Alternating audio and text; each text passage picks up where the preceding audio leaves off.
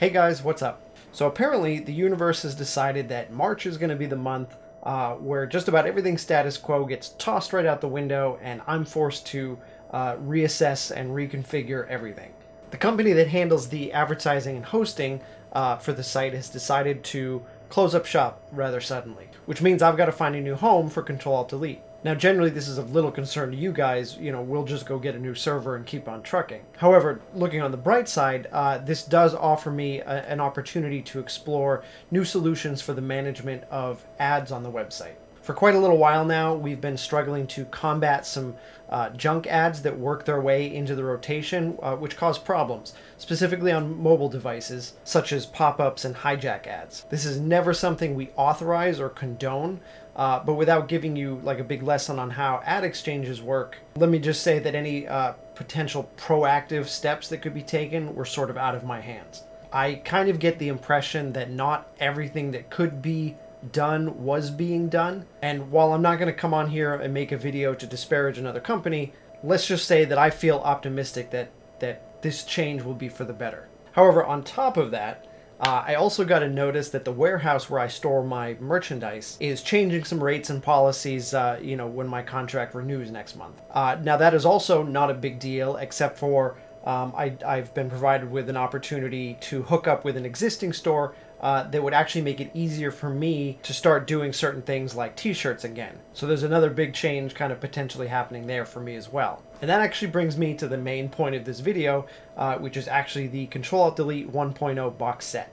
So at this point, we don't have many left, maybe a few dozen, but they are really big and they are really heavy, and I would kind of like to just clear them out if possible. If I end up moving to a new store with a new warehouse, I really don't want to have to package them all up and ship them. And either way, I'm working on new books right now, so hopefully later this year I'm going to have a whole new series of books that we're going to have to find a warehouse for, so I would just also like to have the room. So in the interest of hopefully finding a home for these last few remaining copies of the massive box set, for a limited time I am marking them down to the lowest price they've ever been, $50 a piece. So just to show you what we're talking about here, you can see what I mean about the size. I mean, that's, it's bigger than my head. It weighs more than my head. This is 16 pounds, which is why if you live overseas and you've ever tried to order one and you've gotten as far as checkout and realized that shipping costs more than the book, that's why, because it costs a lot of money to ship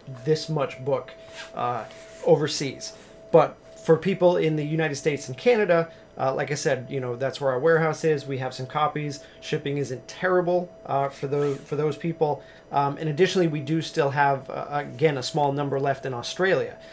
So if you're in Australia or New Zealand, we have a special rate for shipping, so you can take advantage of that. For anywhere else in the world, unfortunately, I'm sorry, I don't have a better shipping solution for you. But again, I just wanted to, to kind of show you guys what this box set looked like. So it's 3 volumes, and I'll show you the books themselves, which come housed in this really nice slipcase with the foil, the shiny foil. Okay, so then the first 2 books of the set, which you can see here, they have this sort of double-sided dust jacket. Now, book 1 and book 2 of this set, this is all Ethan and Lucas stuff. Everything else has been that happened in between all of the storylines and the Ethan and Lucas one-shots has been kind of carved out and put into book 3. So book 1 and 2 is the way that you can sort of read just all of 1.0 Ethan and Lucas stuff consecutively and without interruption. And I'll give you a look inside. You see you got that, and then it's just, there's 2 comics per page. You'll see on some of them there's like little commentary if there was something interesting about that particular strip, some behind the scenes notation, or just a comment about whatever game they might be referencing that might be lost to time at this point, since it's been like 15 years. This set also, as I've mentioned in the past, is the only way to get the extended ending to the original Ethan and Lucas storyline. You can see like a little sneak preview of that there. And then you have the 3rd book, which like I said, is basically everything that's not in book 1 and 2. So it's all of the one-shots, all of the Chef Brian stuff, any of the players stuff, a bunch of exclusive stuff that like the City of Heroes comics that I did for City of Heroes when it launched, the space archaeologist stuff. But like I said, anything and everything that was not do not qualify for the first two books. All the sillies. There's a bunch of additional content in here too. Artwork, wallpapers, posters. I mean, it's all in here. If I produced it between 2002 and 2012, it's in these books with one singular exception, and that is actually the very original 3 issues of the Analog and D-Pad comic book that I did back in like circa 2006 or something. I did not put those in these books specifically because I knew at some point I was going to be putting out a book for the new Analog and D-Pad, and so those 3 issues will be included in the new Analog and D-Pad book that'll be coming out hopefully later this year.